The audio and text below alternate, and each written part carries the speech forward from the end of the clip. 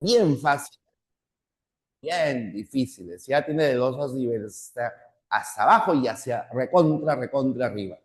Bien, nuestro tema es semiótica, ¿ya? Semiótica. Vamos a tratar de avanzar rápidamente porque si no nos va a faltar el tiempo y no vamos a poder resolver ningún ejercicio. Se llama semiótica, pero también puede conocerse como semiología. Semiótica o semiología, ¿ya? Cualquiera de esos nombres. Semiótica o semiología. En primer lugar, ¿qué es la semiótica? La semiótica es una rama de la gramática que se encarga de estudiar, se encarga de analizar al signo. Así que ponemos estudia, ¿ya? Estudia al signo. Lo que nos interesa acá es el signo, eso es lo más importante para nosotros. Pero, ¿qué cosa vendría a ser el signo? ¿Ya? Por ejemplo, una cruz es un signo, pero no es un signo porque sea una cruz, sino porque representa algo más que la cruz. La cruz representa cristianismo, por ejemplo, muerte, en algunos casos peligro, ¿bien? Entonces, el signo es una cosa que representa otra cosa, ¿ya? Una cosa que representa otra cosa, ¿ya? Eso vendría a ser el signo. Una cosa que representa otra cosa. Y ahora lo que nos interesa de esta parte es estudiar, analizar cuáles son los tipos de signos. Los signos se agrupan de dos formas. Tenemos signos naturales y signos artificiales. Evidentemente, los signos naturales son aquellos signos no creados por el hombre, se presentan de manera espontánea. Y el signo, no, el signo natural es el indicio, conocido también como índice, ¿ya? Indicio o índice.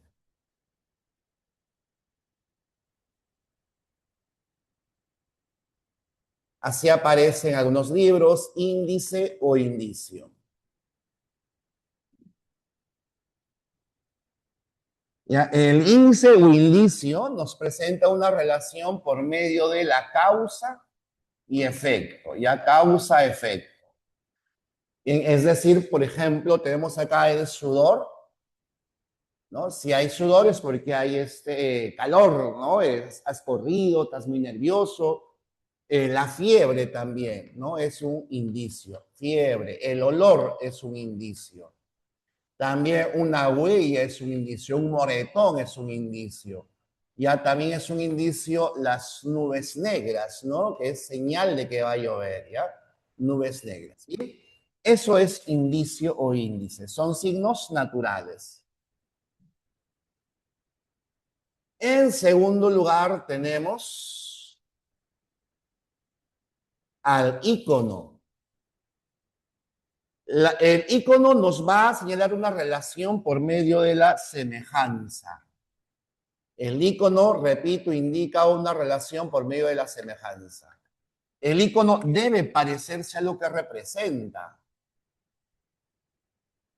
¿Ya? El icono debe asemejarse a lo que representa. Bien, por ejemplo, tenemos una caricatura. Si dibujas una caricatura, tiene que parecerse a quien es el caricaturizado. También, por ejemplo, una fotografía. Una fotografía de tu familia representa a tu familia, pero no es tu familia. Bien, acá tienes también un mapa, el mapa del Perú, o una maqueta, ¿no? Como arquitecto haces tu maqueta, eso vendría a ser, me confundí acá, una maqueta vendría a ser también un icono, ¿ya? El icono tiene que tener un vínculo, repito, por medio de la semejanza. Ya debe parecerse lo que representa. Los ejemplos que he puesto, caricatura, foto, mapa, maqueta, se vinculan con un hecho de forma, ¿no? Pero también una especie de icono vendría a ser la onomatopeya. Aunque en el caso de la onomatopeya es por sonido, ¿no? por fonema, por fono.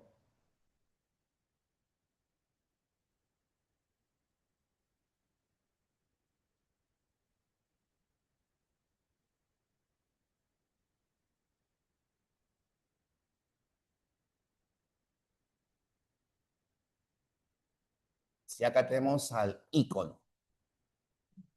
El vínculo es por medio de una semejanza. ¿Bien? En tercer lugar, tenemos al símbolo. En el caso del símbolo, nos señala una relación por convención, por arbitrariedad. El símbolo es así porque así lo establece la sociedad. La sociedad es que le otorga el carácter que representa para nosotros. Repito, símbolo. El símbolo presenta una relación por arbitrariedad, por convención. Ya el símbolo es arbitrario.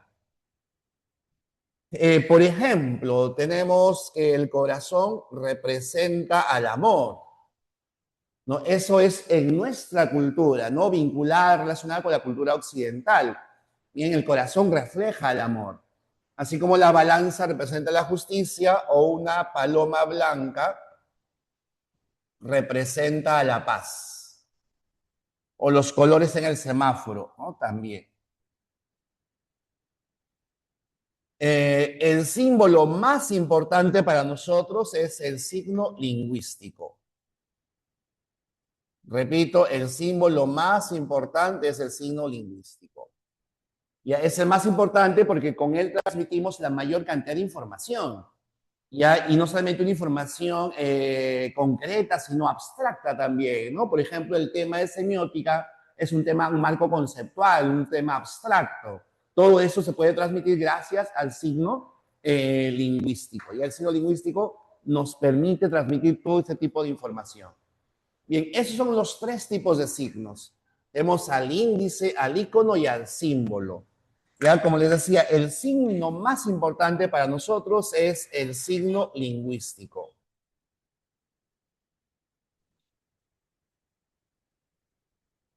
¿Y qué vendría a ser el signo lingüístico? El signo lingüístico es una asociación de tres partes. ¿Ya? Es una asociación mental, es una asociación mental, o sea, solamente se ubica en nuestro cerebro, indisoluble, es decir, inseparable, ya, inseparable, entre una imagen, ya, entre una imagen a la que vamos a llamar imagen conceptual. Ya, la imagen conceptual es conocida también como significado. Repito, el signo lingüístico es una asociación mental, porque se ubica solo en nuestro cerebro, indisoluble, o sea, inseparable, entre una imagen conceptual, que vendría a ser el significado, y otra imagen acústica. Y otra imagen acústica, que vendría a ser el significante. ¿Ya? Que vendría a ser el significante. Les había mencionado que es una relación tripartita, o sea, de tres partes, ¿no? Pero solamente acá estoy incluyendo dos partes. Y la tercera parte es la realidad, ¿ya? La realidad. Si yo te pido que pienses en una mariposa, el pensamiento que tienes de una mariposa no es una mariposa, ¿no? El color, el tamaño y la textura está en tu cerebro, pero no podrías pensar en una mariposa si no la conocieras, ¿no? Si no tuvieras la realidad. Bien, la forma que tiene el objeto, la idea, el ser, es el concepto, es la imagen conceptual, o sea, el significado. Y el nombre de ese objeto es la imagen acústica, ¿ya? Es decir, el significante, ¿ya? Acá tienes, por ejemplo, el árbol, ¿ya? La forma de ese árbol, su color, su tamaño, su textura, si tiene o no tiene frutos, si tiene o no tiene ramas, ¿ya? Eso vendría a ser el significado. ¿Ya? Este es el significado. ¿Ya? Y el nombre es el significante.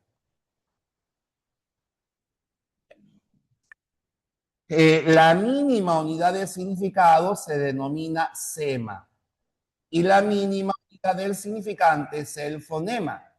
De los fonemas sí hemos hablado en otra sesión, ¿no? Y hemos visto que son fonemas, mínimas unidades de sonido ideal. En cambio, de semas no hemos hablado. ¿Ya? Te voy a mencionar qué cosa es un sema.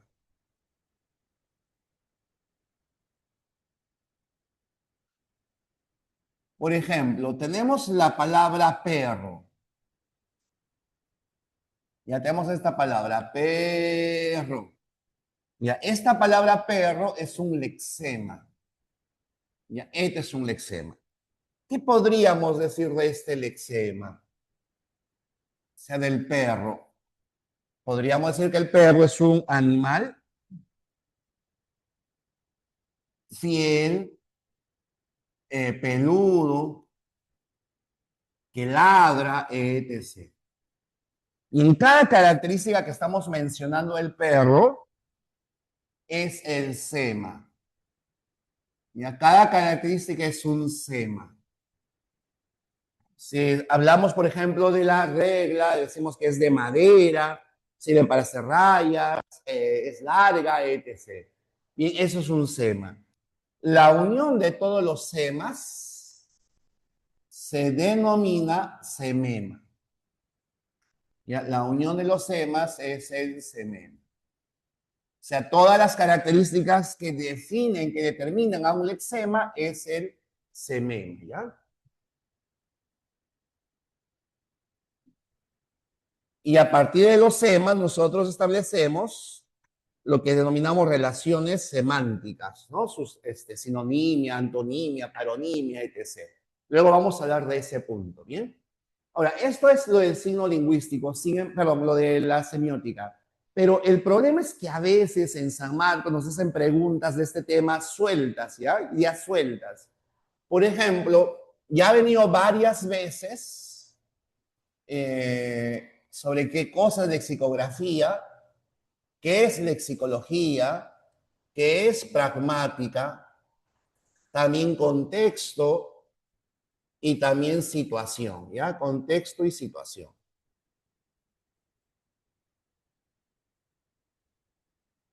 Pues vamos a poner esos puntitos.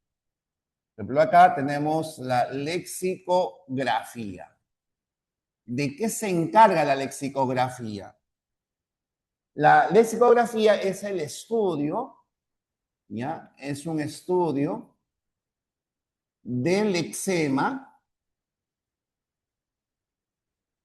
¿ya? Para crear diccionarios. Para crear diccionarios. O sea, lo importante acá es la hechura, la composición de los diccionarios. Cuando hablo de diccionarios, no solamente me refiero al diccionario de la Real Academia Española.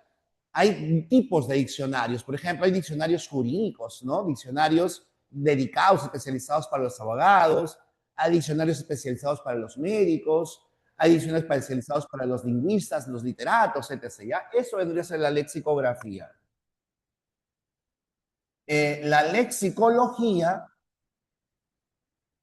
¿ya? También estudia el lexema y su formación.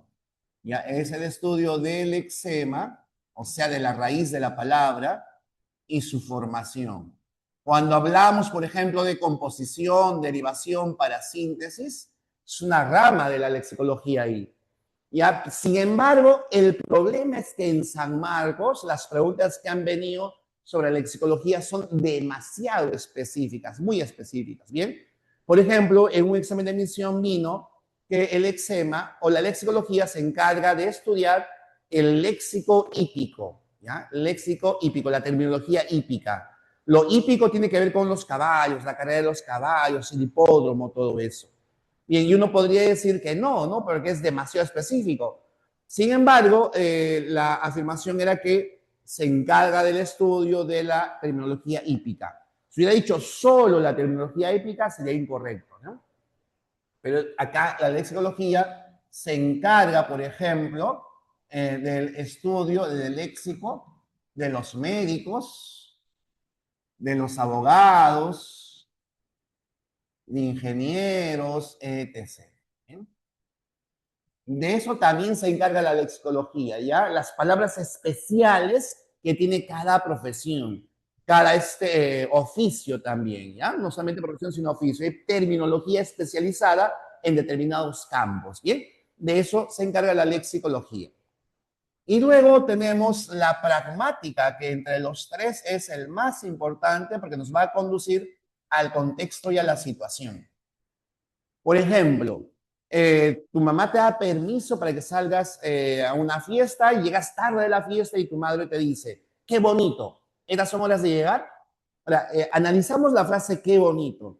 La palabra bonito es un término positivo, ¿no? Es algo que nos agrada, pero en el contexto que he mencionado no es algo positivo, ¿no? Sino es algo negativo. Bien, si por ejemplo también te vas a ir a la playa, has hecho planes con tus amigos y de repente hace mucho frío, se pone a llover y tú dices, ah, qué bonito día. Pero no lo dices de manera literal, sino de manera sarcástica, ¿ya? De eso se encarga la pragmática. La pragmática analiza al lexema a partir de su uso en el contexto y la situación, ¿ya? Ponemos así, estudio del léxico, del uso del léxico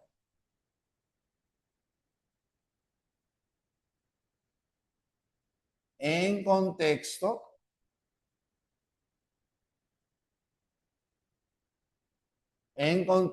y situación.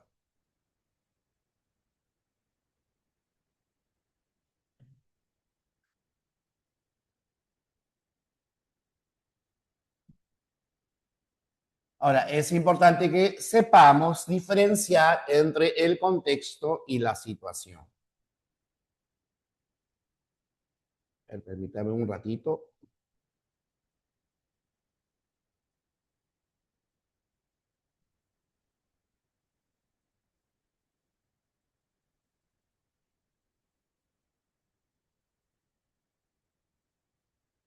¿Qué es el contexto? Ya, en primer lugar, el contexto es necesariamente lingüístico. El contexto es lingüístico. ¿Bien? El contexto vendría a ser una palabra o conjunto de palabras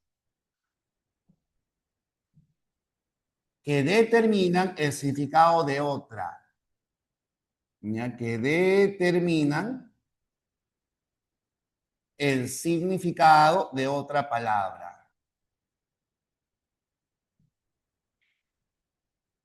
Por ejemplo, si yo dijera, uy, se me antoja un caldo de gallina por este frío.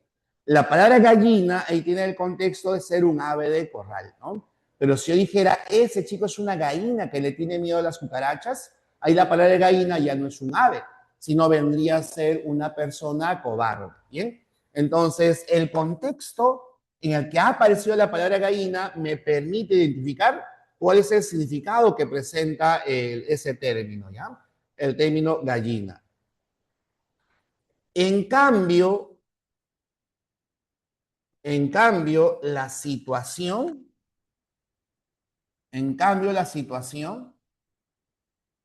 es lo extralingüístico, ¿ya?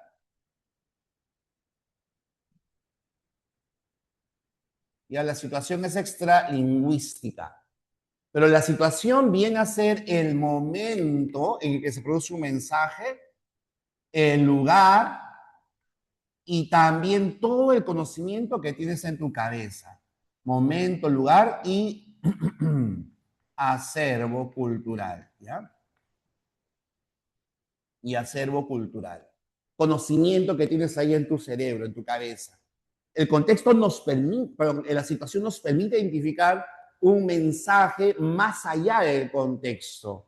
Ya, por ejemplo, si yo dijera, espero que la China no gane la segunda vuelta, ahí tu cerebro rápidamente identifica de quién estoy hablando, ¿no?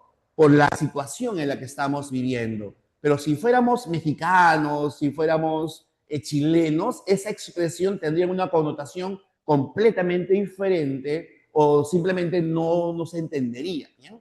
Ahora, en la situación normalmente aparece ya aparece la situación en oraciones ambiguas. Aparece en oraciones ambiguas. ¿Ya? O sea, cuando hay ambigüedad, ahí aparece la situación. ¿Ya? Cuando existe ambigüedad. Recuerden que la ambigüedad tiene que ver con interpretar la posible interpretación doble de una oración. La doble posible interpretación de una oración. ¿Bien? Entonces, esa doble posible interpretación te salva, de esa doble posible interpretación te salva la situación. ¿Bien? Justamente a partir de eso voy a colocar acá algunos ejemplos para determinar si es contexto o si es situación. ¿Bien? Pero hasta acá, jóvenes, tendrán alguna pregunta. Necesito copiar oraciones para poder diferenciar entre contexto y situación. Pero hasta acá tendrán ustedes alguna consulta, alguna pregunta en general. ¿Ninguna todavía? Ya, muy bien. Entonces, podrían ir mirando, a ver, me preguntan, ¿puede repetir lo de situación? Claro, la situación es dónde se produce el mensaje, cuándo se produce el mensaje, el dónde y el cuándo, pero también todo el conocimiento que tienes acá en tu cabeza. Por ejemplo, dos matemáticos hacen un chiste matemático y tú no sabes nada de matemáticas, ¿no? Entonces ahí justamente tiene que ver la situación, que no te ha permitido entender ese chiste matemático. Bien, o sea, no solamente es lugar y momento, sino que también todo el conocimiento que tenemos nosotros. Bien. Ahora, vamos a ver con ejemplos. No te olvides que para aquella situación tiene que haber ambigüedad. Voy a poner varios ejemplos. Ustedes, por favor, vayan o copiando, leyendo, revisando algo. Por favor, permítame redactar estos ejemplos un ratito.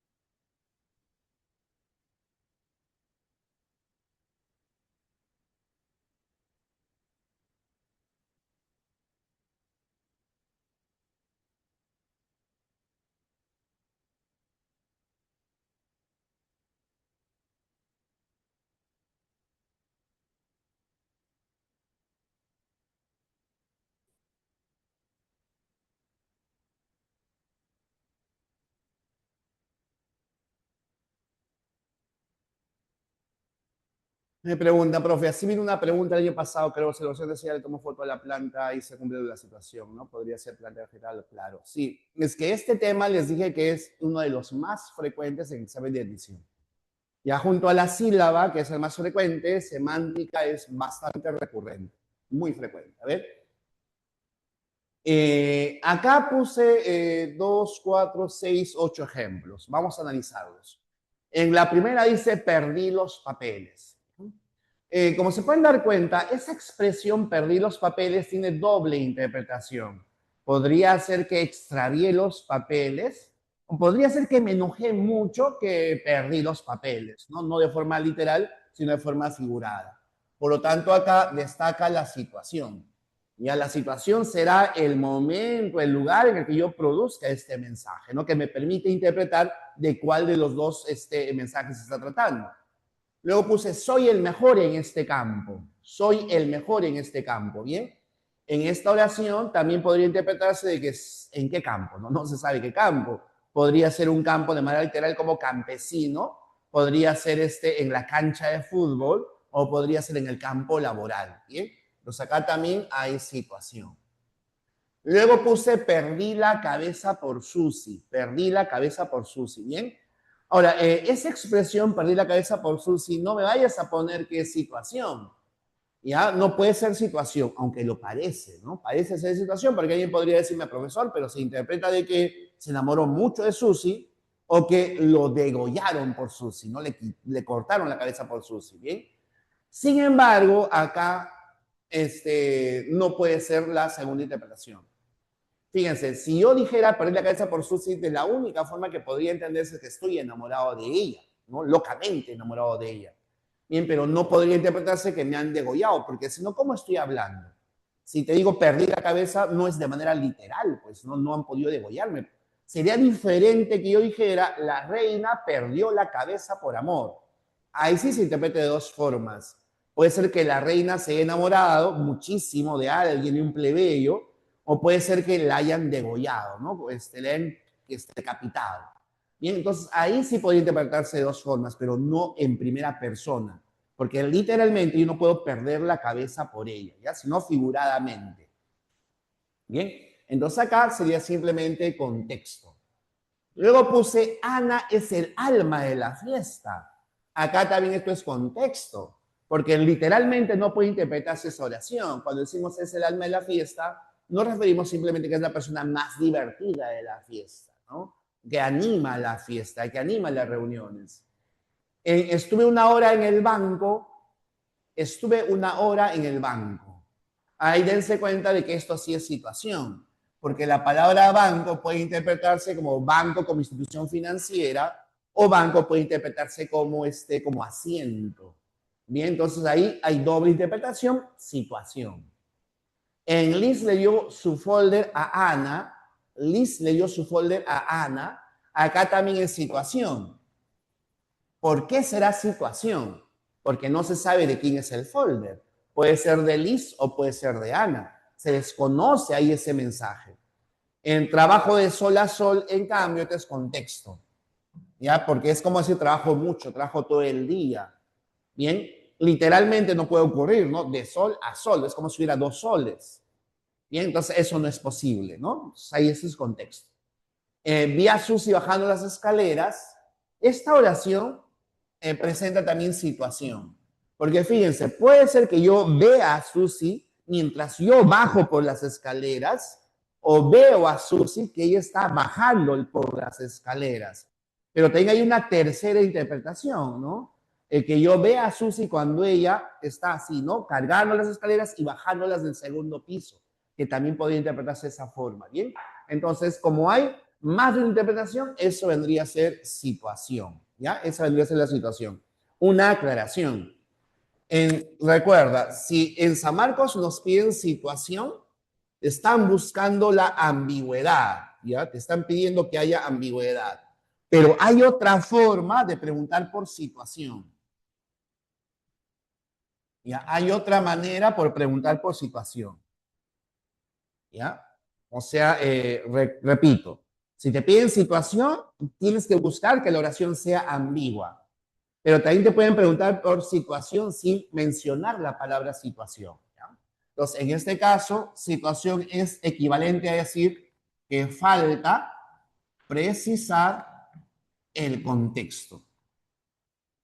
¿Ya? Situación es equivalente a decir falta precisar el contexto. ¿Ya? Son equivalentes. Les voy a poner un ejemplo sobre este punto. Ya fíjense, si yo dijera, si tuviéramos esta oración,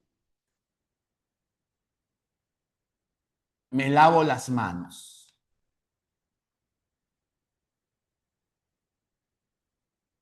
En la frase me lavo las manos hay doble interpretación, ¿cierto? Puede ser que mis manos estén sucias y yo me las lavo, ¿no? Porque no quiero tenerlas sucias de tiza. Bien, pero también podría interpretarse que no acepto mi culpa, ¿no? No es mi responsabilidad. Ahí tu culpa, no tu responsabilidad, yo me lavo las manos, ¿bien? Hay doble interpretación. Entonces, esto es situación, ¿bien?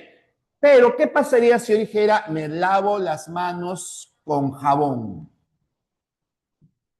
Me lavo las manos con jabón. Entonces, dense cuenta que al agregar la frase con jabón, se pierde lo que era la situación, se pierde la ambigüedad. Hay una sola interpretación acá. Entonces, ¿qué hemos hecho al agregar esta frase? ¿Qué es lo que hemos hecho? Hemos precisado el contexto.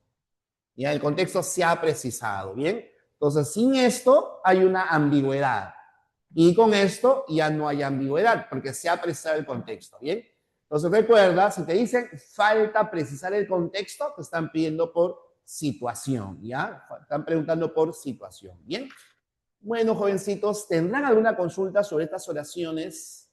¿Alguna aclaración que tenga que hacerles sobre esto?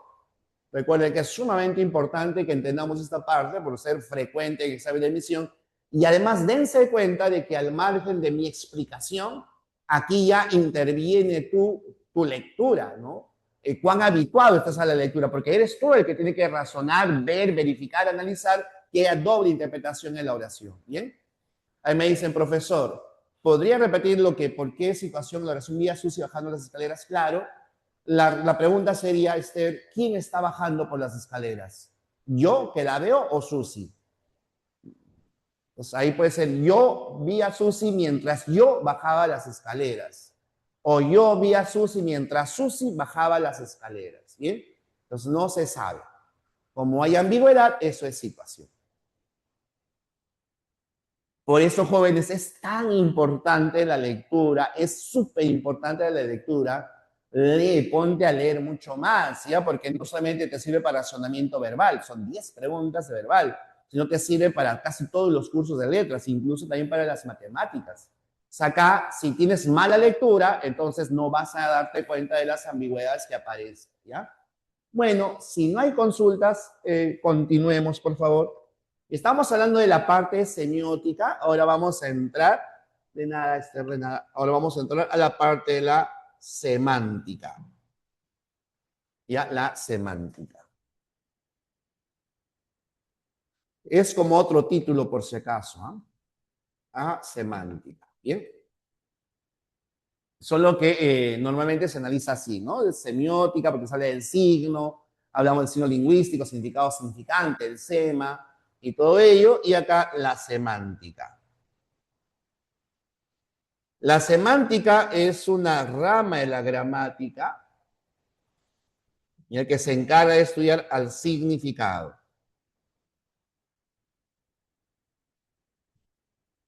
Ya repito, la semántica, rama de la gramática, ya, rama de la gramática que estudia al significado.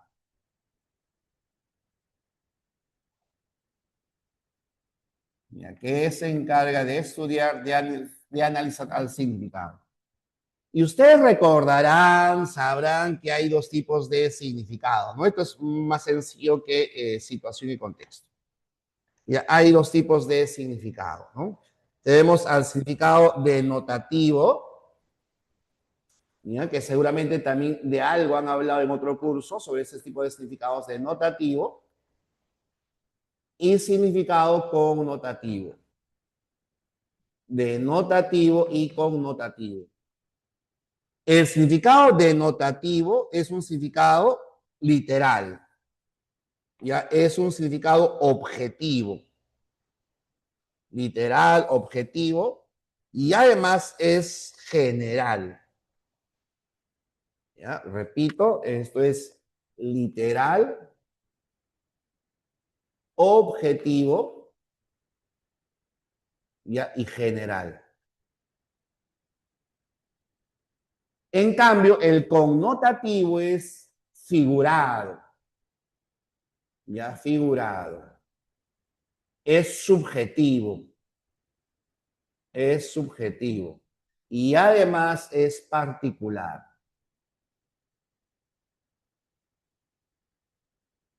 Ya, esto es particular.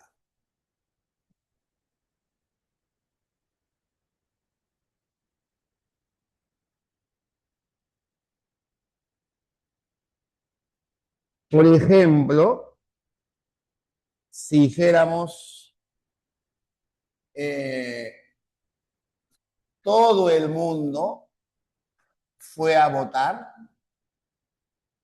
todo el mundo fue a votar, esa expresión todo el mundo ya la hace hiperbólica, ¿no? O sea, es demasiado, demasiado abarcador, ¿no? No es que todo el mundo haya ido a votar, pues, ¿no?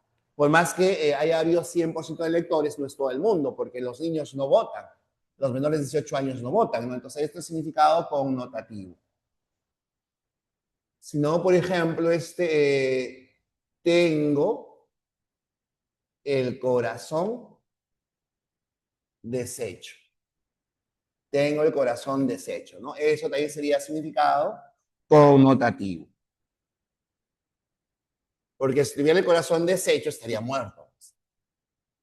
Acá hablamos de manera figurada.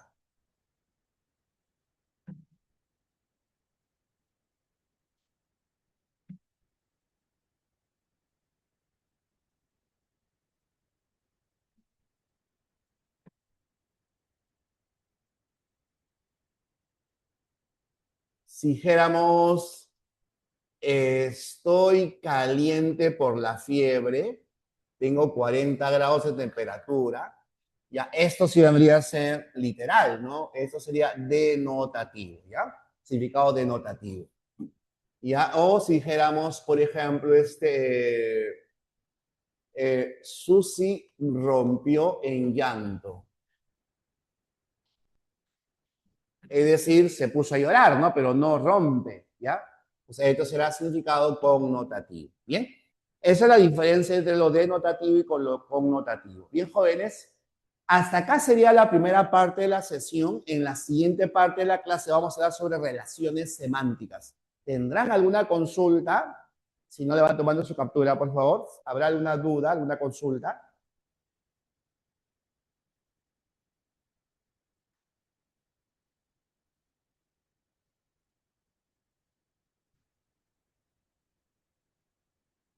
¿Alguna consulta, chicas, chicos? A ver, ahí me preguntaron algo. Dice, profe, ¿puedo volver a explicar sobre la pragmática, lo de lexicografía y lexicología? Ya, todo. Ya, la lexicografía se encarga de hacer diccionarios, ¿ya? Lexicografía, piensa, lexicografía, diccionarios, ¿ya? Diccionarios. La lexicología analiza el léxico de los médicos, de los abogados, arquitectos, contadores, analiza el léxico de las diferentes profesiones. La pragmática, en cambio, es cuando hay ironías dentro de un mensaje, qué sé yo, eso es la pragmática. Me preguntan, ¿cómo puedo diferenciar entre índice e icono? Es que hay muchísima diferencia. Fíjate, el icono tiene que parecerse a lo que representa, ¿no? Por ejemplo, si yo hago esto, ¿ya? Esto, ¿ya? Pues, ¿esto qué vendría a ser? Esto no vendría a ser un índice, esto vendría a ser un icono.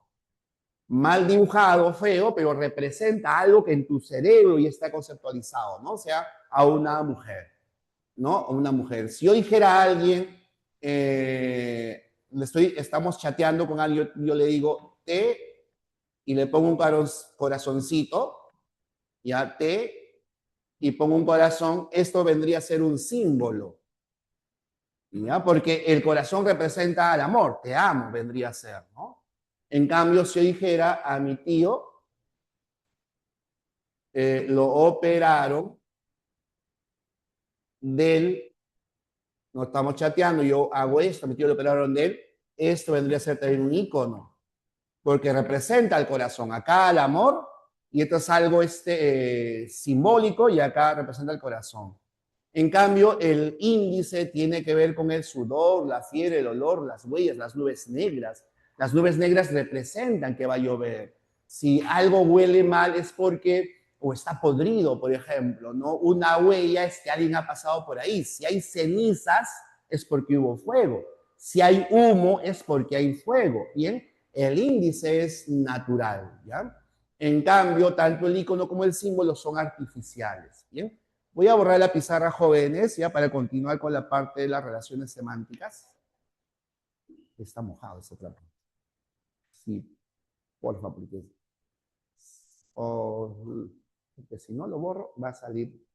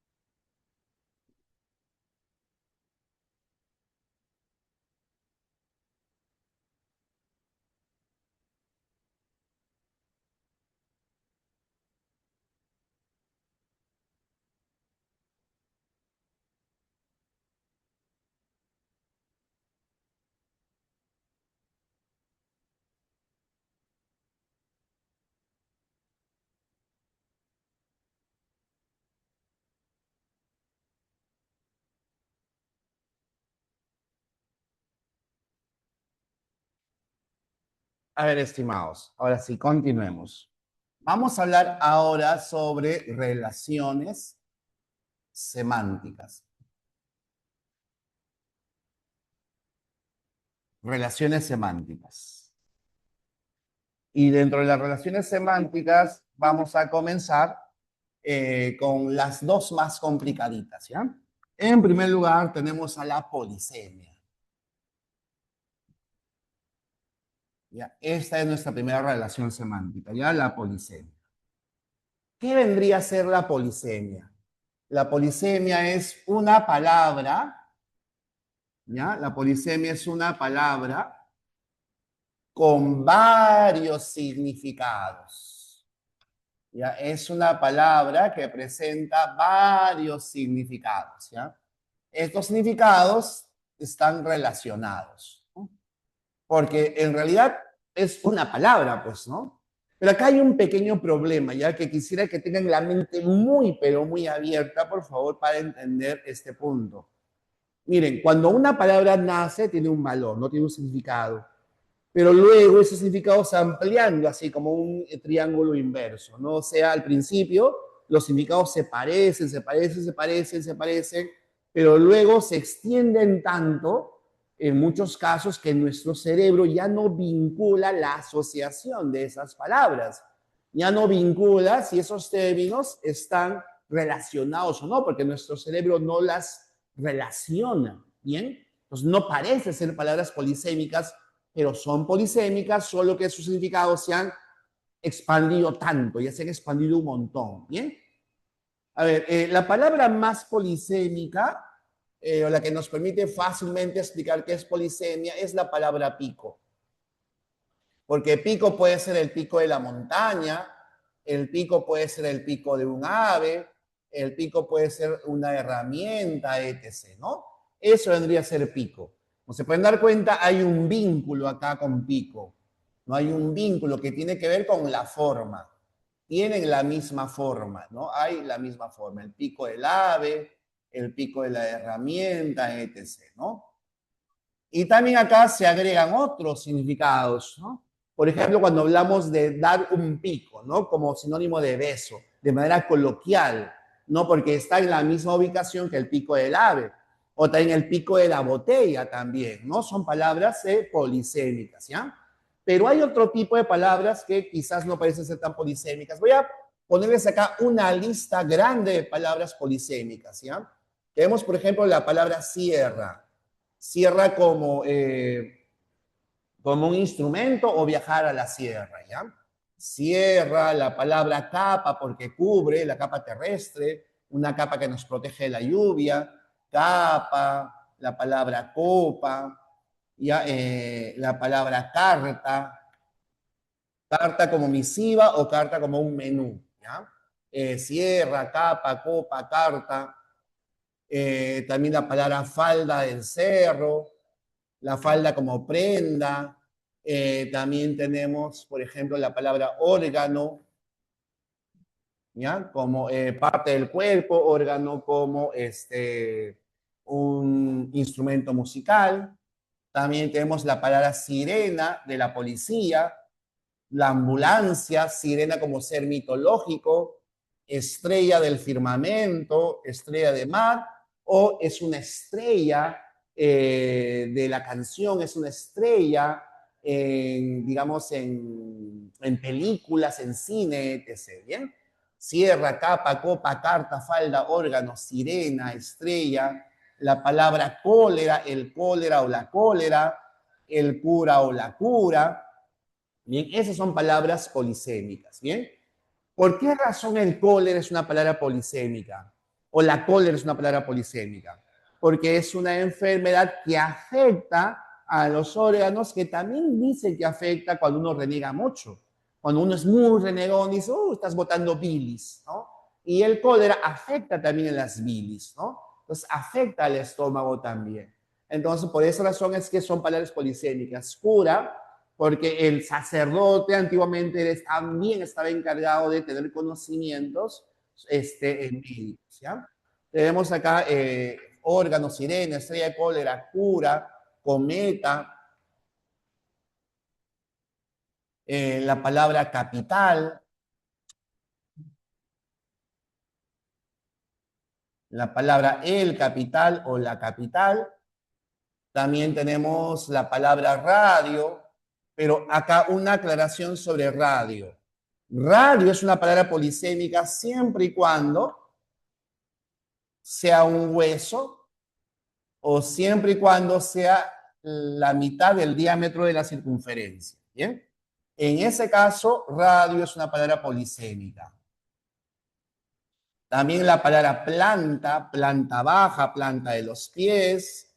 También tenemos la palabra corriente, la palabra canal. En el caso de corriente, corriente se refiere a la corriente eléctrica y también se refiere a la corriente del río, pero también se refiere cuando una persona es vulgar, no sé si es muy corriente, ¿bien? ¿Por qué razón? Porque la corriente del río es algo que es cotidiano, constante, frecuente, no pasa diario, ¿bien? Y algo que es muy cotidiano, muy frecuente, se convierte en algo muy popular, se convierte en algo muy, muy vulgar, ¿no? Así es muy corriente, ¿bien? Algo muy popular, corriente. Tienes la palabra canal. También encontramos la palabra pila. Pero acá también hay que hacer una aclaración sobre la palabra pila. Ya, la palabra pila será una palabra polisémica siempre y cuando se refiera a la batería, la pila de la radio, siempre y cuando también se refiera a una columna y siempre y cuando se refiera también a ponerlo en pila. Ahorita les explico esto, ¿ya? Ponerlo en pila.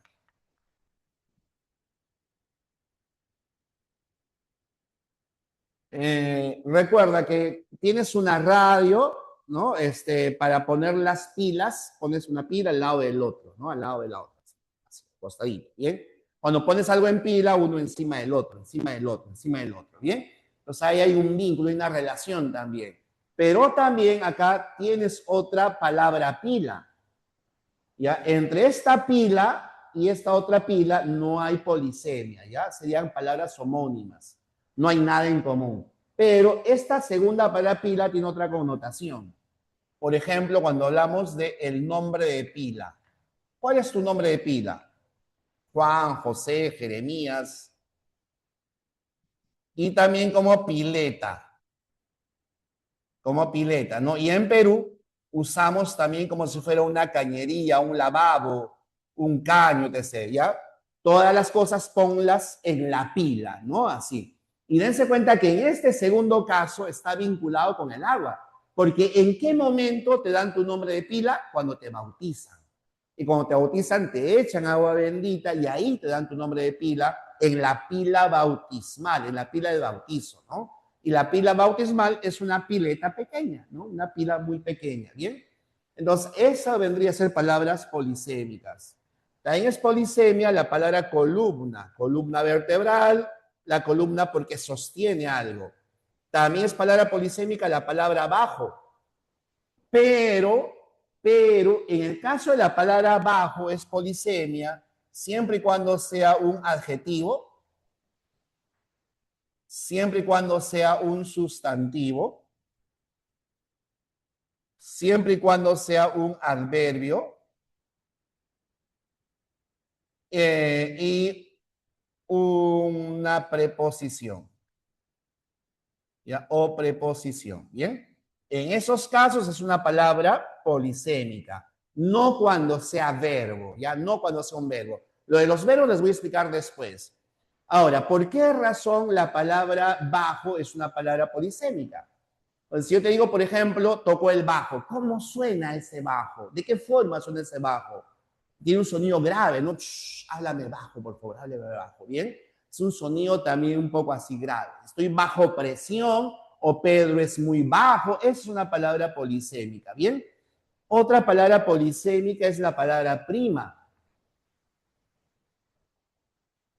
La palabra prima puede ser una bonificación, es una bonificación, o prima también puede referirse a la hija de tu tío, ¿no? Ella es tu prima. En los dos casos, prima como bonificación y prima como la hija de tu tío, proviene de la palabra primero, ¿no? A veces también uno dice ya, yo prima, o sea, para que seas el primero en comenzar un juego, etc. ¿Bien? Y también acá, por favor, quisiera que me atiendan para que no se me confundan, por favor, acá un ratito, si estás haciendo algo, deja eso algo, por favor, atiéndeme un ratito, si no te vas a confundir, deja lo que estás haciendo, por favor, y atiéndeme lo que te voy a decir. Hay verbos que son palabras polisémicas, ¿ya? Y otros verbos que son palabras homónimas. Pues quiero explicarte la diferencia entre los dos casos, ¿ya? Miren, por ejemplo, si yo dijera, yo fui a su casa, ya repito, yo fui a su casa, la palabra fui proviene del verbo ir. Yo fui a su casa, ¿bien? Yo fui feliz con María, la palabra fui no proviene del verbo ir, proviene de la palabra ser.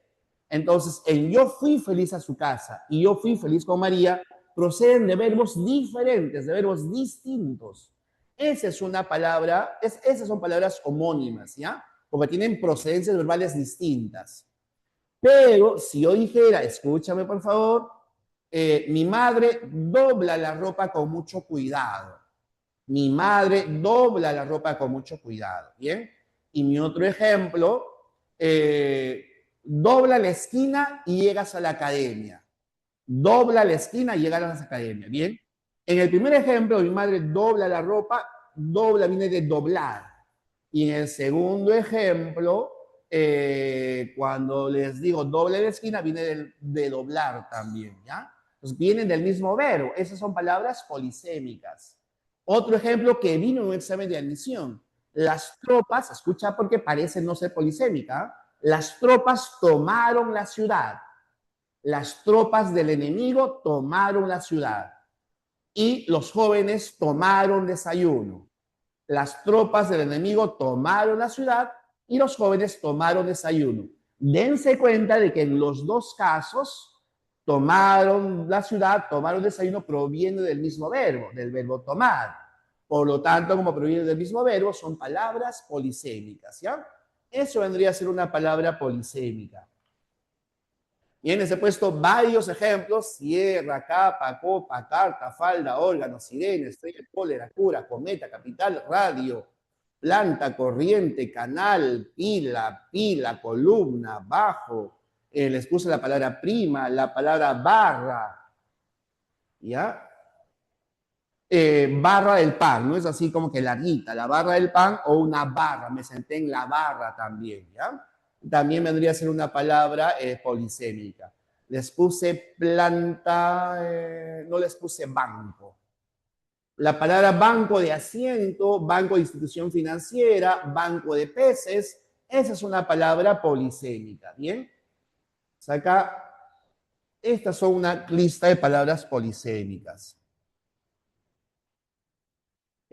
Luego tenemos en segundo lugar a la homonimia. ¿Ya? Estos dos casos son los más complicados. Todo lo demás es súper sencillo. ¿Ya? En segundo lugar tenemos ya a la homonimia.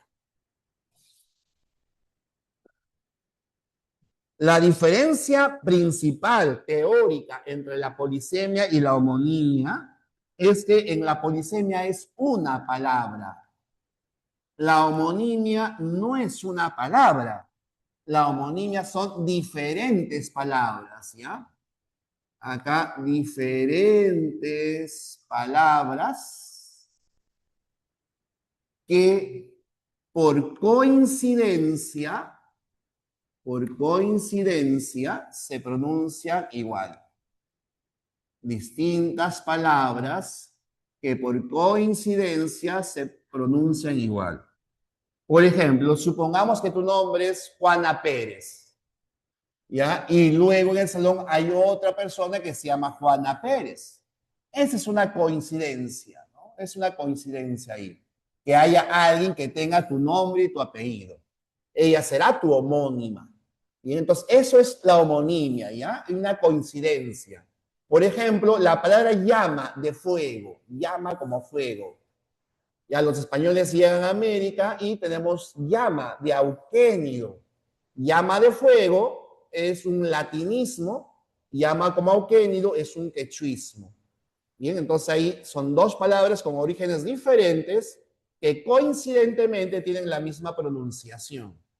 Coincidentemente, repito, tienen la misma pronunciación. Por esa razón es que las palabras homónimas no se vinculan por nada. O sea, no hay una relación que tengan las palabras homónimas, ¿ya? No hay ningún vínculo entre las palabras homónimas. La homonimia se va a clasificar de la siguiente forma. Voy a poner la clasificación que toma San Marcos, ¿ya? Profe, la palabra amor sería un caso de polisemia. ¿En qué sentido? Yo de verdad que no vería amor con otros términos, ¿no? O sea, cuando me dices amor, pienso en un solo significado, ¿no? No sé qué otro significado tendría, ¿no? Si me pones qué significados tiene, ahí tal vez pueda responderte. Bien. A ver, les decía, tenemos la homonimia. Voy a poner la clasificación de San Marcos. Tenemos la homonimia llamada total o absoluta. Total o absoluta. Aquí llamamos homonimia total o absoluta. Son dos palabras que presentan, que tienen igual categoría gramatical. Tienen igual categoría gramatical. Cuando hablamos de categoría gramatical nos referimos a que las dos palabras son sustantivos, las dos palabras son adjetivos, las dos palabras son verbos, etc. Miren, por ejemplo, tenemos la palabra ojear sin H y con H. Ojear con H y sin H, ¿no? Ambas palabras son verbos. ¿Ya? Las dos palabras son verbos, ¿no? O si no, por ejemplo, Rivera con B y Rivera con V. Rivera con B, Rivera con V, ¿no? Ambos vendrían a ser sustantivos. ¿Ya? Ambos son sustantivos, ¿bien? Eso es homonimia total o absoluta. Voy a ponerles otros ejemplos. La palabra cancha, por ejemplo. Cuando hablamos de cancha de fútbol y cancha de canchita blanca, es una palabra polisémica. Perdón, una palabra homónima con que ambos casos son sustantivos. Son quechuismos en los dos casos, ¿ya? Lo mismo pasa con la palabra bolsa. La palabra bolsa, mucha gente cree que bolsa es una palabra polisémica. No sé de dónde sacan que es una palabra polisémica. Algunos dicen porque se guarda. No, la palabra bolsa como bolsa de valores y bolsa como para guardar algunas cosas son palabras homónimas, tienen orígenes distintos. Lo mismo ocurre con la palabra coma. ¿Ya? Lo mismo ocurre con la palabra coma.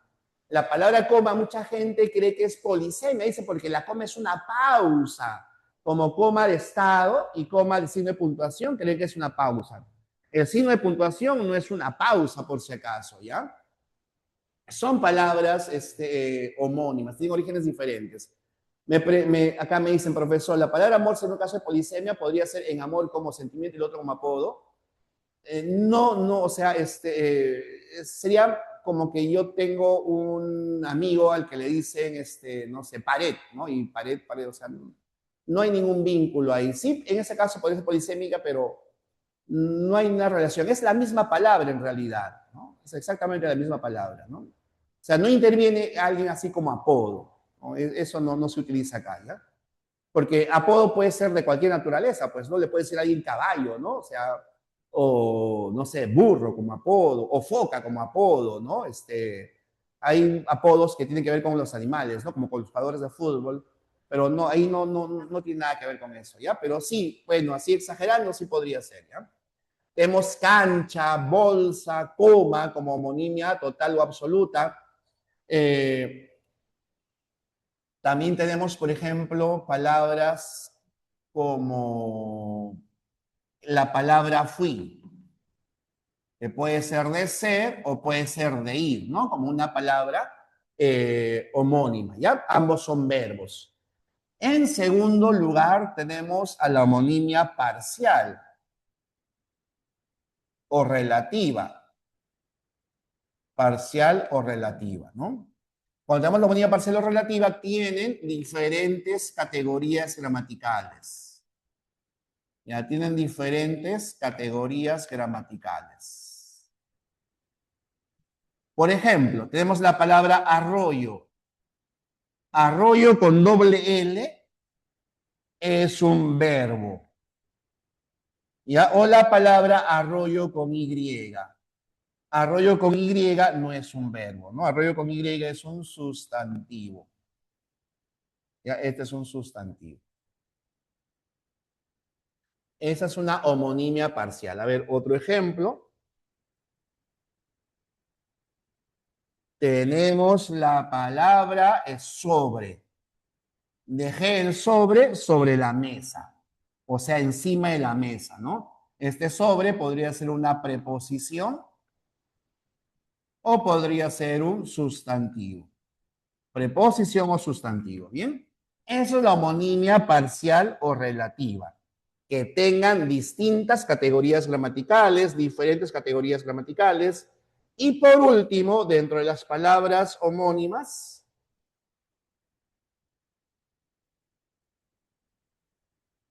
encontramos a la homonimia paradigmática, ¿ya?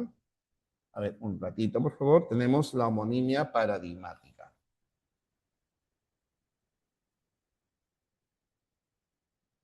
Homonimia paradigmática.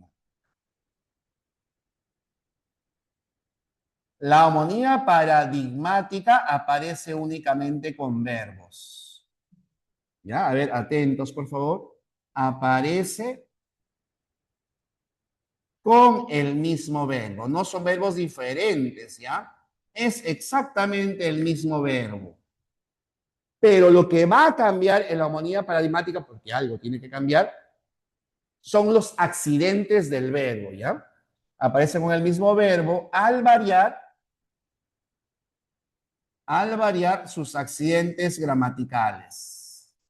¿Ya? Al variar sus accidentes gramaticales. ¿Ya? ¿Y cuáles serán los accidentes gramaticales? Miren, por ejemplo, si decimos, yo leía la novela y ella leía mi carta. Yo leía la novela y ella leía. Fíjate acá, yo primera persona y ella tercera persona. ¿Ya? Es homonimia paradigmática.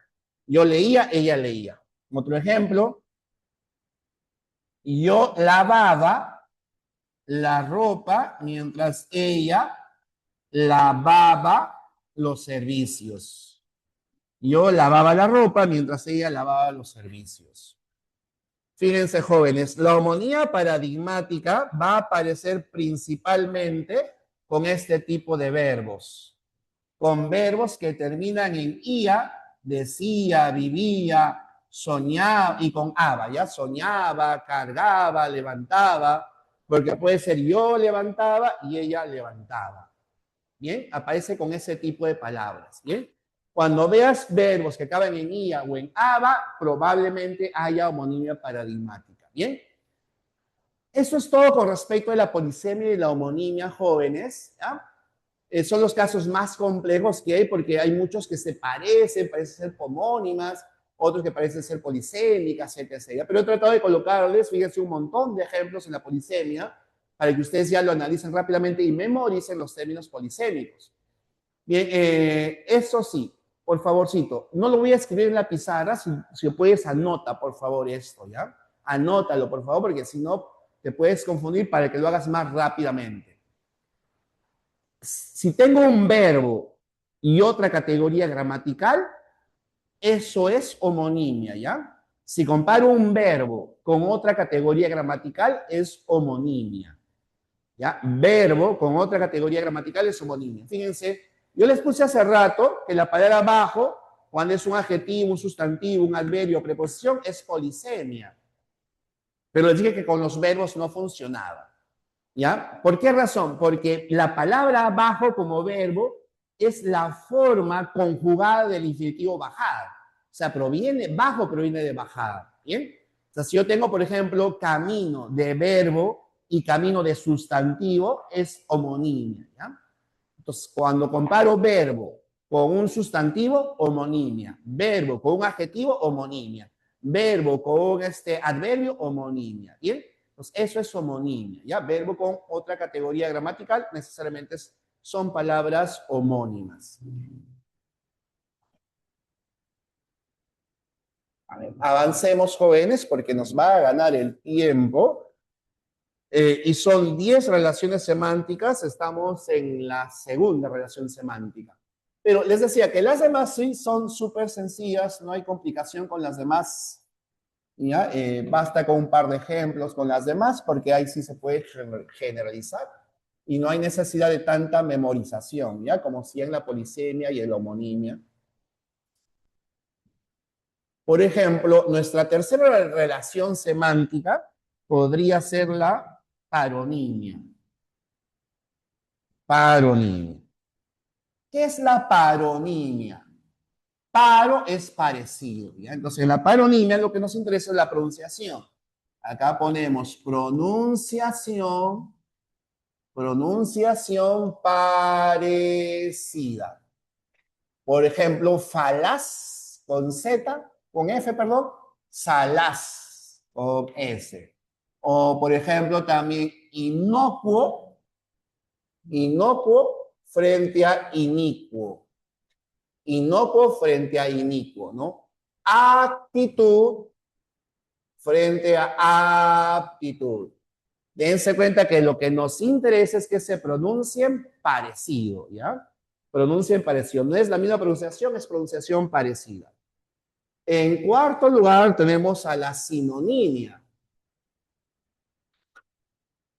En la sinonimia nos importan los significados, ¿no? Acá, significado parecido. No igual, ¿ya?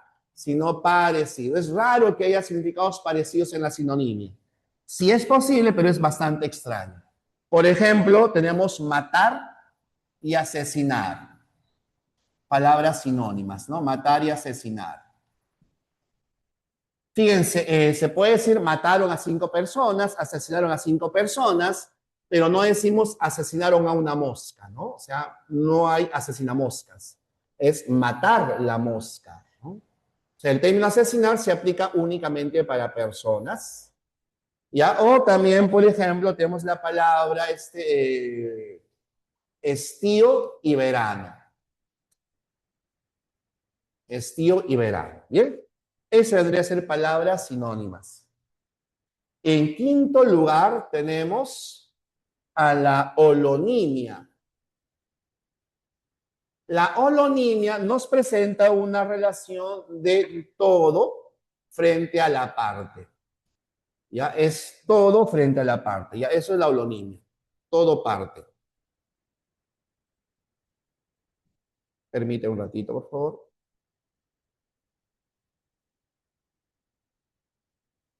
Por ejemplo, el todo vendría a ser una mano y una parte de la mano es el dedo, ¿no? El todo podría ser una flor y una parte de la flor es el pétalo, ¿no? Eso vendría a ser la holonimia.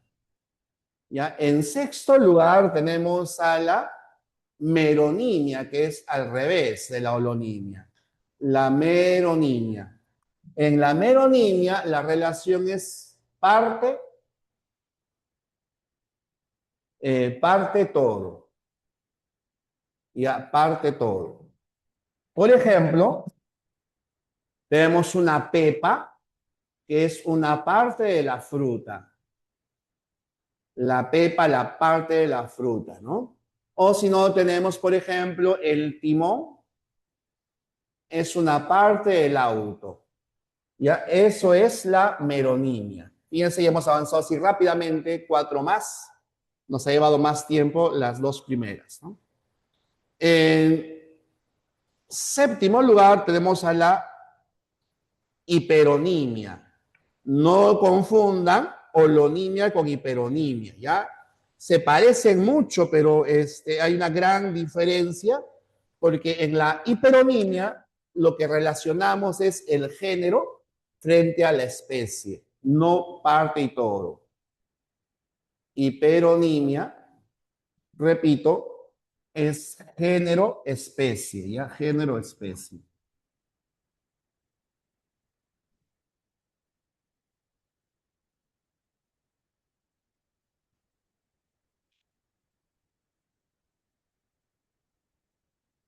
Ya género, especie. Por ejemplo, El género podría ser una fruta y la especie una uva.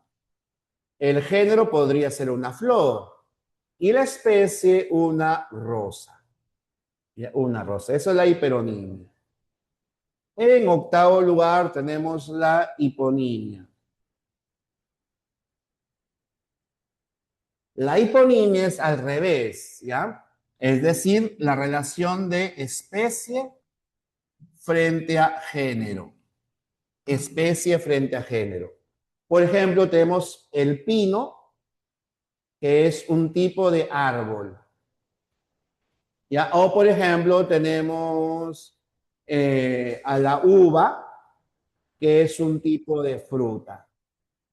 ¿Ya? Esa vendría a ser la hiponimia. Y acá arriba voy a copiar lo demás. Ya nos quedan dos nada más. Ya son 10. Ya son 10. A ver, ponemos tiempo. Sí, tenemos todavía un poco de tiempo.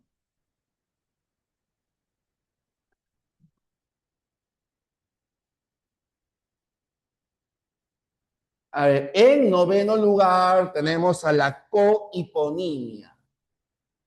Cohiponimia. La cohiponimia es la relación que se establece entre especie frente a especie. Por ejemplo, el pino con el roble, la uva con la pera, la uva con la pera, ¿no? Esa es especie frente a especie, ¿bien? Y por último, tenemos a la antonimia. Antonimia, ¿no? La antonimia es una relación de oposición. ¿Ya? La antonimia, repito, es una relación de oposición.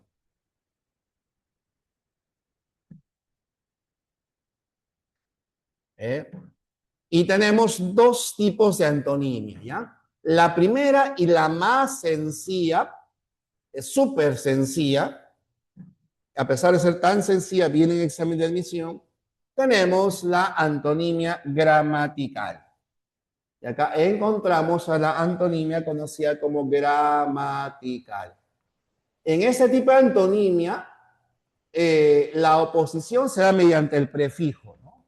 Por ejemplo, tienes la palabra fiel, infiel, leal, desleal, ¿no? Acá el prefijo nos indica lo opuesto, ¿no? El antónimo. Y en segundo lugar tenemos a la antonimia lexical. Acá son diferentes palabras y la antonimia lexical a su vez se divide en tres tipos. En primer lugar, la antonimia propia, que se presenta mediante grados. Cuando señalamos grados, nos referimos a que hay puntos intermedios, ¿no? Por ejemplo, la palabra gordo frente a delgado, ¿no? Por ejemplo, yo estoy gordo, alguien está delgado, pero alguien no está ni gordo ni delgado. Y además hay personas más gordas que uno, ¿no? Entonces, eso es la antonimia propia. O si no, por ejemplo, la palabra mínimo frente a máximo. Mínimo frente a máximo, ¿no? Yo digo, saqué la nota mínima, o sea, saqué, no sé, 0,1, 0,2, 0,3. Saqué la nota máxima, 20, 19. Pero alguien que haya sacado 12, 13, o sea, regular, ¿no? Mínimo, máximo. Luego tenemos la antonimia recíproca. La antonimia recíproca se va a presentar mediante una inclusión. Es decir, si aparece uno, el otro tiene que estar. Por ejemplo, si yo soy un sobrino, es porque tengo un tío. Ya, sobrino tío. Si es que hay un emisor, tiene que haber un receptor. Emisor, receptor. Si vas a comprar, es porque alguien te tiene que vender, ¿no? Comprar, vender. ¿Ya? Y por último, tenemos la antonimia complementaria. Antonimia complementaria. La antonimia complementaria se presenta mediante una exclusión. ¿Ya? O sea, excluye la antonimia complementaria, ¿ya? Por ejemplo, tenemos verdad, mentira. No hay medias verdades, ¿no? Es verdad y mentira. ¿Ya? Verdad y mentira. Si está en singular, no puede estar en plural. Si está soltero, no puede estar casado. Bien, así, verdad frente a la mentira. Bueno, estos son todos los tipos de relaciones semánticas jóvenes. Son 10 relaciones semánticas. Los más importantes por la frecuencia y también por lo complejo son los dos primeros, ¿no? La polisemia y la homonimia. Lo demás es mucho, mucho, mucho más sencillo. Bien, ¿tendrán alguna consulta, jóvenes? ¿Alguna aclaración que hacerles?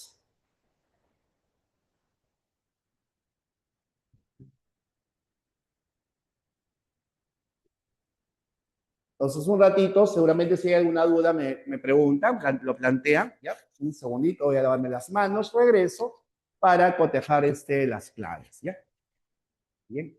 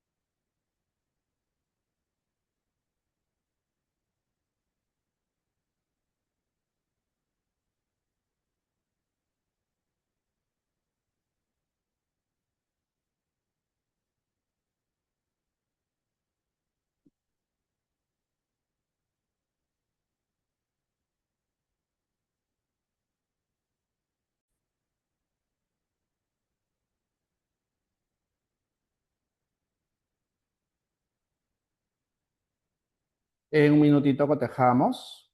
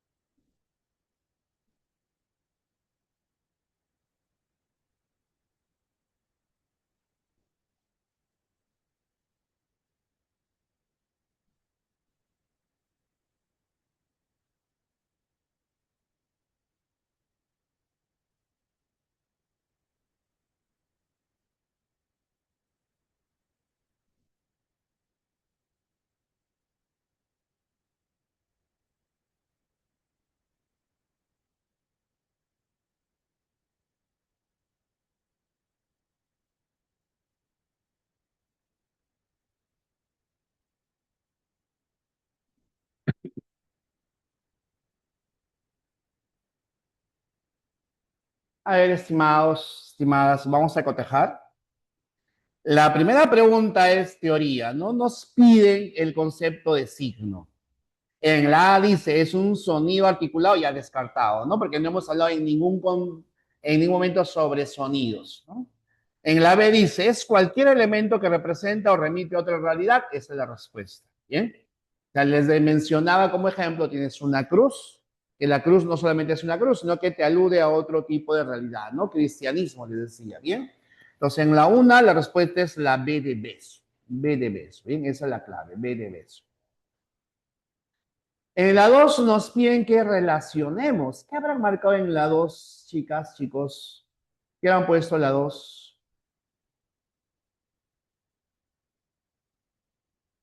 Dice las huellas digitales en un contrato, el dibujo de una bicicleta, la palabra justicia. Muy bien, la 2 es la D, porque las huellas digitales es un indicio, ¿no? Si tú dibujas una bicicleta, tiene que parecerse una bicicleta, pues, ¿no? Entonces, eso vendría a ser un icono. Y la palabra justicia, como es una palabra, es un signo lingüístico, ¿no? O sea, un símbolo. Recordemos que el símbolo es un signo lingüístico, o el signo lingüístico es un símbolo, perdón. Muy bien, 2, la D de dedo. 3, ¿en qué enunciado se necesita de situación? O sea, que hay ambigüedad. ¿Qué marcaron en la 3?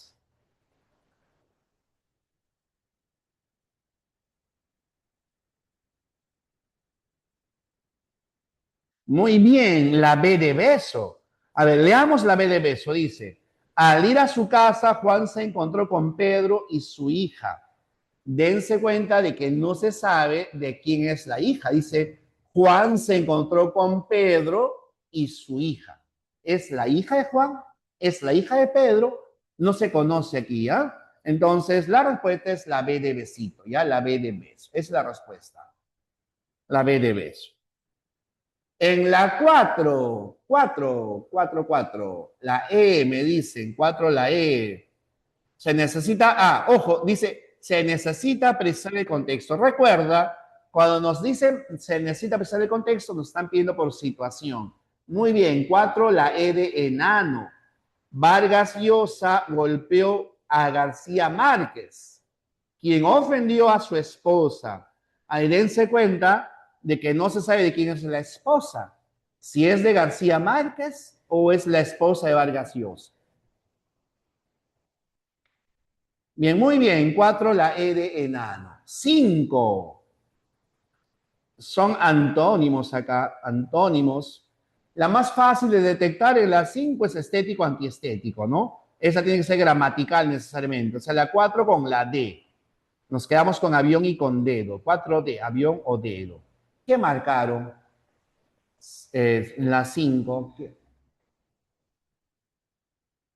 Muy bien, en la 5 es la D de dedo. La D de dedo, ¿no? La D de dedo. Muy bien. En la 6 nos piden que mencionemos lo correcto sobre los tipos de antonimia. Dice, las palabras cerrado y abierto presentan antonimia complementaria ya que no admite un punto intermedio, claro, ¿no? Eso está bien, eso es correcto. O sea, nuestra clave tiene que tener uno. Se va beso y enano. Singular y plural conforman un par de antónimos recíprocos. No, son antónimos complementarios. O sea, nuestra clave no puede tener la 2. ¿Ya? Se va la B, la E, la A. Nos quedamos con avión, perdón, con dedo y con casa. La diferencia está en la 4 y en la 5. En la 4 dice, feliz y triste son antónimos propios, pues hay estados emocionales intermedios entre ambos. Claro, yo estoy feliz, estoy triste, pero también puedo estar serio, ¿no? Entonces sí hay un punto intermedio, ¿bien? En la 6, la D de dedo. 6 D de dedo. Muy bien. En la 7 nos piden polisemia. 7, polisemia. La B de beso. Muy bien, por la palabra falda. No, la palabra falda, les puse acá, no, falda. Falda, falda, falda. Muy bien. En la 8 también nos piden polisemia. 8, polisemia. Muy bien, casa, por canal y por órgano. En la 3 dice, colocó su radio en el canto de la ventana o sea, al costado, al extremo, para escuchar el canto, no tienen ningún vínculo, ¿no? Ahí, muy bien, casita en la 8, casa. En la 9 nos piden homonimia absoluta.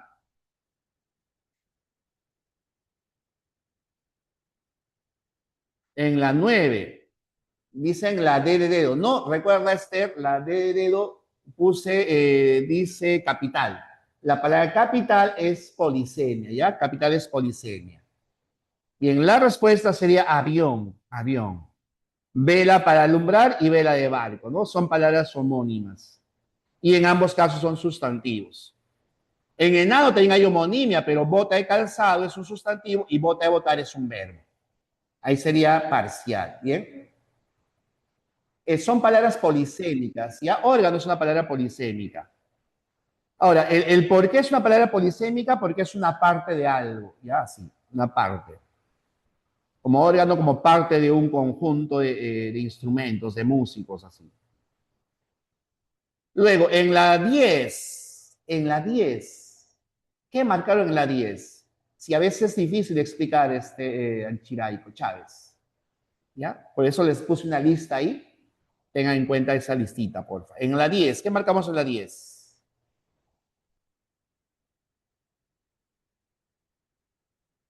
La 10, la A, claro. Vaya y vaya. Vaya, la con Y es un verbo y con doble L es un sustantivo. Eso sería homonimia parcial. La una con la B. Luego, yo solo quería más vino, pero ya no quería darme ni un vaso más. Quería. Eso es homonimia paradigmática. Yo y ella. Bien, muy bien. La 10, la A de avión. La 10, la A de avión. En la 11 nos piden holonimia, o sea, todo frente a la parte. 11, holonimia. ¿Qué marcaron en la 11? En la 9 les dije que la clave era avión. En la 10 también es avión. En la 11 también es avión. ¿Por qué? Porque tienes libro, que es el todo, y hojas, que es la parte de los libros, ¿no? Es la parte de los libros, ¿bien? Esther me pregunta si en la 10 capital... Sí, por eso que la clave sale avión. Revisa bien la pregunta, Esther. Dice capital polisemia, dice.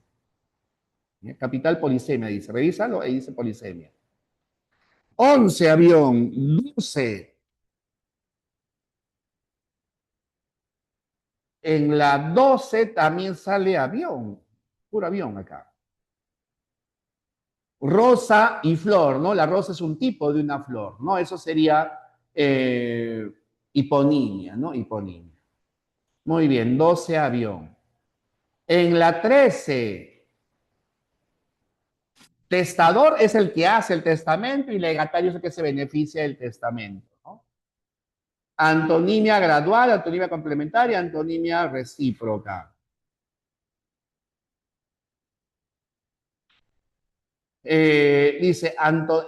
Perdón, testador legatario es el primero, testador legatario. Esa es la recíproca. La 3 es la A. La 3 es la A. Adentro y afuera, eso sería complementaria, pues no, adentro y afuera. Sí saldría beso la clave. La clave sería besito. Repito, el testador es el que hace el testamento y el legatario es quien se beneficia de ese testamento. Y hay reciprocidad ahí, ¿no? En la 14 nos piden verdadero o falso. En la 1 dice, muchas personas llegaron y muchas, hallamos homonimia parcial. No, no es homonimia parcial, es polisemia. Porque en ambos casos muchas indica cantidad, pues, ¿no? Entonces, la 1 es falsa. Aposté en la bolsa y pásame la bolsa, homonimia total, sí, les puse dentro de los ejemplos de homonimia total, ¿no? La palabra bolsa, verdadero. La amé mucho y ojalá ella me ame más, homonimia total, no, porque en uno dice amé y en otro dice ame, no es la misma pronunciación. Recuerden que la homonimia es la misma pronunciación, ¿no? Acá dice amé y el otro ame. Sal de acá, por favor, y pásame la sal, homonimia parcial, sí. Sal de acá, verbo, y pásame la sal, sustantivo, ¿bien? 14, avioncito. Y en la 15 nos piden los enunciados correctos. En la 1 dice, ¿la polisemia implica que una palabra tenga varios significados? Sí, verdadero. En la 2, el contexto comunicativo es el encargado de precisar cuáles son los sentidos posibles de una palabra polisémica debe interpretarse también. En la 3, las palabras polisémicas representan significados múltiples que no guardan ninguna relación entre sí. No, las polisémicas tienen que tener algo en común. El significado de una palabra polisémica puede cambiar sin que su forma gráfica se modifique. Puede cambiar, claro. Forma gráfica se refiere a la palabra, o sea, la palabra no se modifica. ¿Bien? La 15, la D de dedo. Muy bien, 15, D de dedo. Bueno, jóvenes, muchísimas gracias. ¿Alguien tendrá alguna consulta?